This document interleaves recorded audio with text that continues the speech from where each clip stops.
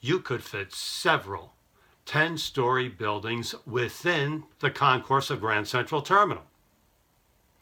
The concourse is 115 feet wide, 120 feet tall, 270 feet long. The world trades in New York City. What effect do you think that has on the value of local land? It makes New York the most valuable land on earth. In New York City, real estate commonly buys and sells not by the square foot, but by the square inch. There is one mortal sin in New York City, and we have just named it non-income producing square inches. The concourse represents lots of non-income producing square inches. The great old Penn Station represented even more.